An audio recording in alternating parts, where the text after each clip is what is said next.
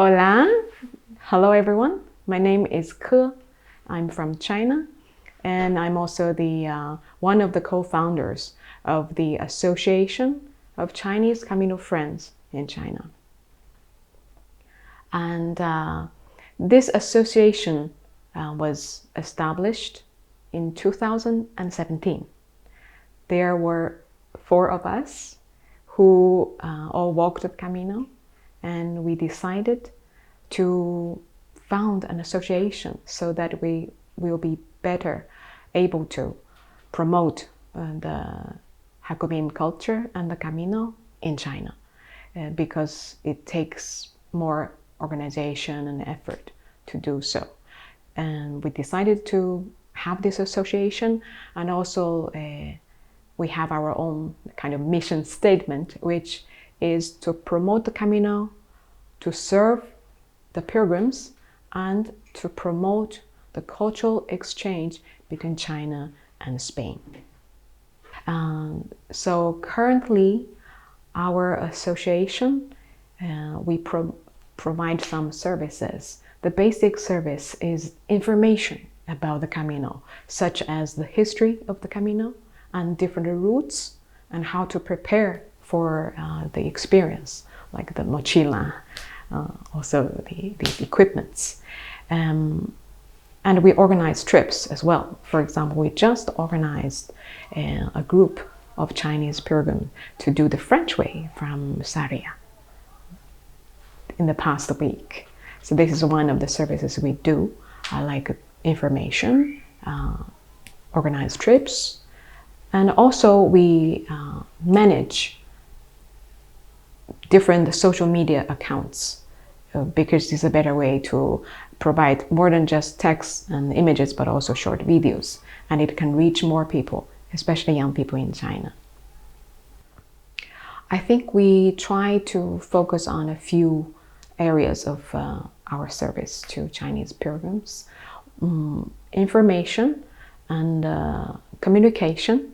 We have 2 large WeChat groups. WeChat is kind of Facebook in China, but it's more functional than Facebook. So group 1 is 500, which is maximum already. So we have now the second WeChat group, which is more than 300 already. So these are groups are for exchange of information on a daily basis. Maybe someone is on the way today and he's looking for the bus stop, or looking for the albergue to stay, or some tips, advices, or what food to eat. And there will be experienced Chinese pilgrims who are very enthusiastic to give them their experience, their tips, right in the group, so they can receive, even though some are in China, some are in Spain on the Camino. But you see, such information is shared and everybody gets the kind of help they need. We do have this Camino spirit of helping each other, this enthusiasm. So these are the 2 groups we manage, as well as we call the Xiaohongshu account, which is more for photos and videos, and it's very constant.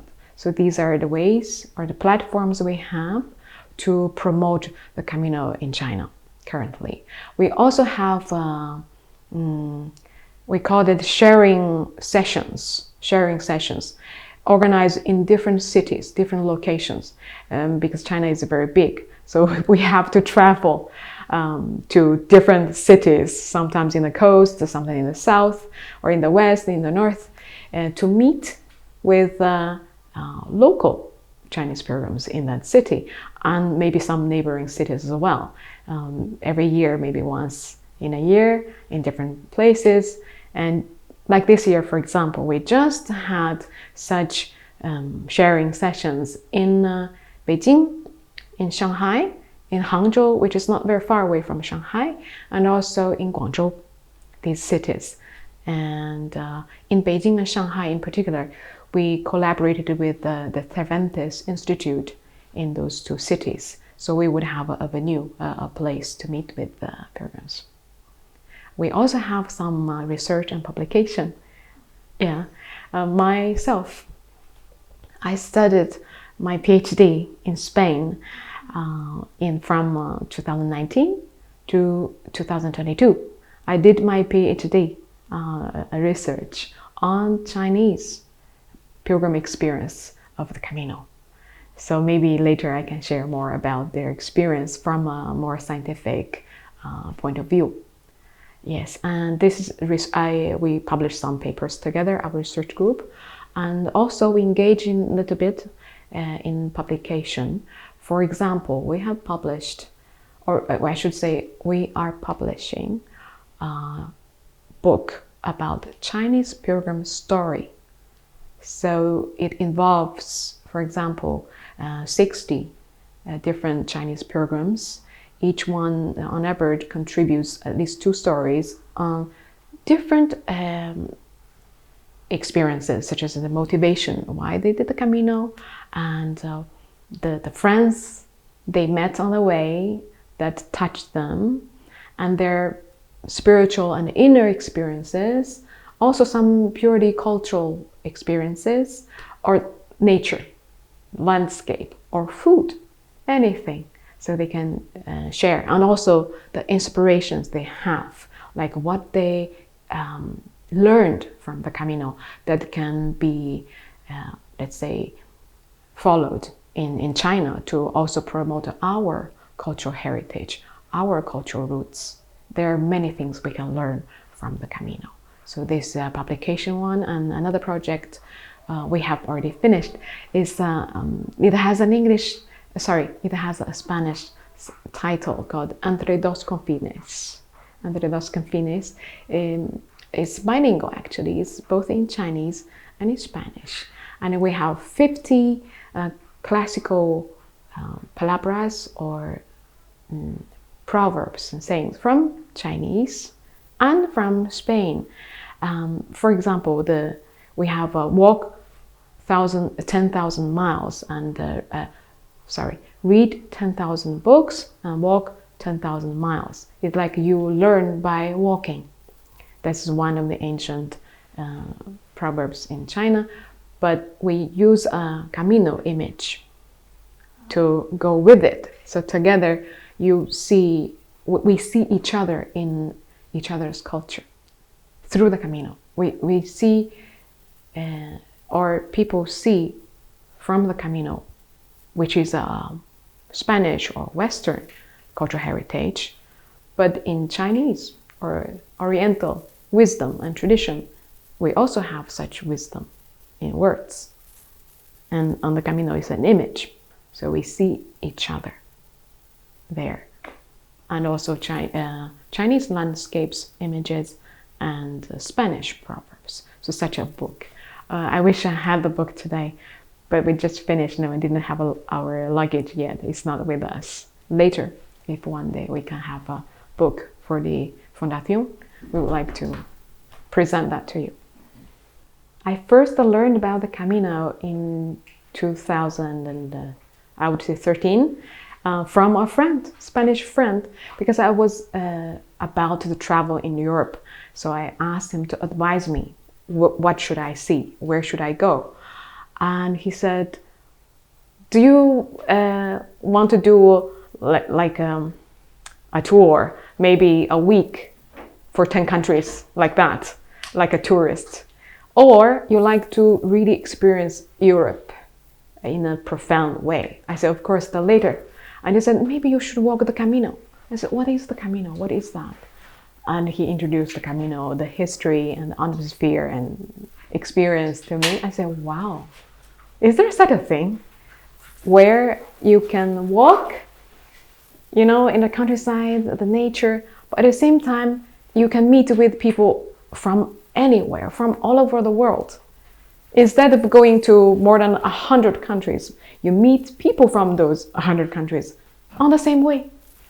And it's just like, it's not prearranged. You cannot arrange a tour like that.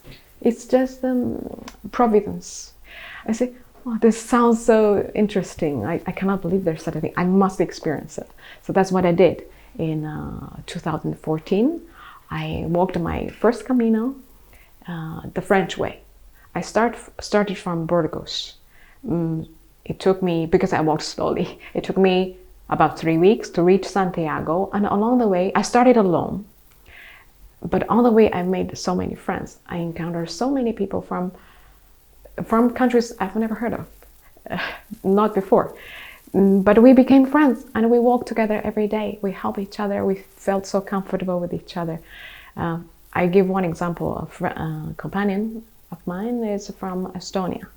I have never heard of Estonia before, which is near Russia, for example.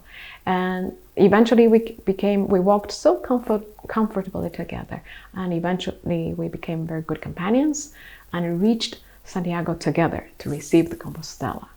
So when we celebrated, I remember I was saying, you see, you are from a big country.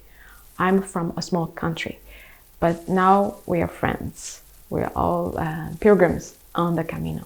That impressed me because that's exactly my experience. That wherever you're from, whatever you do, whatever past experience you have, but on the Camino, somehow you relate to each other in a very universal way, that we're all pilgrims, we're just ourselves. And we relate to each other with the authentic self. That's so valuable. Such experience is so valuable for me. It's multicultural on the one hand, but on the other hand, it's so authentic in a personal way. So the primary goal or objective of my research is to understand deeply the experience of Chinese pilgrims on the Camino. And our findings indicate that our experiences, I'm talking about general experience of Chinese pilgrims, very rich. Second, is very profound, very deep. It's like a multiple dimensions. Not only the landscape, not only the food, not only the people. People, I'm talking about companions, other pilgrims, which is a very interesting experience for the Chinese because of its diversity. But also local people, like the warmth, openness, and relaxed lifestyle of the local people impress Chinese very much. One example would be the siesta. At the beginning, I think Chinese are known for being hardworking, right? We work all the time. So in Spain, we first learned that some shops are closed completely on Sundays. And they were not prepared for that. They didn't buy their, stuff on Saturday. And on Sundays, how come it's closed? How come? Why? And they learned about the siesta and also the hours, right? These are long hours of siesta. At the beginning, maybe it was a cultural shock. But later on, as, Chinese walk longer on the way and observe more and experience more, they start to appreciate this kind of relaxation. They feel a balance, which is actually an emphasis of Chinese culture. Balance is very important. Not just the work, not just the labor, but also relaxation, rest, and time to enjoy life. And that we can learn from the local people, from the way they celebrate small things, like their balcony, a stone house on the way, different regions in Navarra or in Galicia. But we can see that they decorated their simple houses with flowers, with plants, and they have their pets, they walk their pets.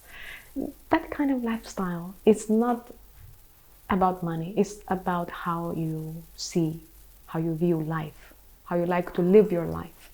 And that's such a beautiful and also learning experience for us. You see, when we talk about the pilgrimage, the word indicates a religious connotation, meaning.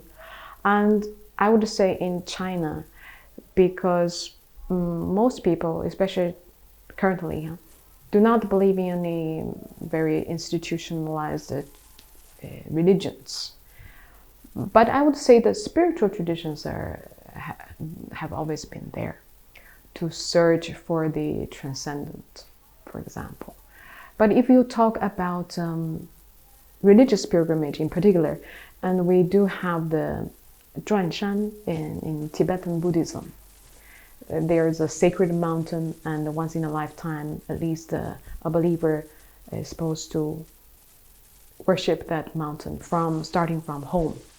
It's a very hard pilgrimage. That's a religious tradition practiced mainly by Tibetan Buddhist believers. But in terms of non-religious pilgrimage, for example, but it also depends on how you understand the concept pilgrimage. I have interviewed actually Chinese pilgrims who have walked the Camino. Like, do you see yourself as a pilgrim? Pilgrim is a 朝圣者 in Chinese, and 朝 is to go toward. 圣 means sacredness. 者 means the person who walk toward sacredness. Something, literal translation is like that of pilgrimage in Chinese. And after walking the Camino, many Chinese pilgrims they can accept the concept of themselves being a pilgrim. Why? Because they tell me that sacredness is self-defined. If you find a place sacred or something sacred, then you want to approach it. Then the journey going to approach it is a pilgrimage for them.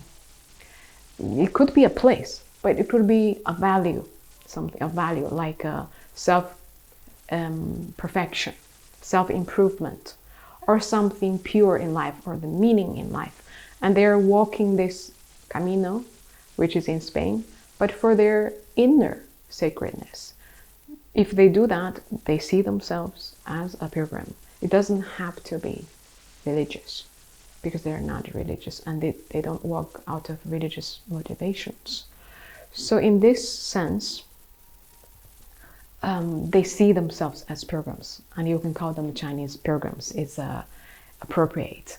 And also for those, it's interesting as a contrast. Before they walk the Camino, if you ask them, do you see yourself as a pilgrim on the Camino? They say, well, I prefer not to have this religious, image or something. But after walking the Camino, they can accept. That's a very interesting change. It's the Camino that changed their understanding about pilgrimage.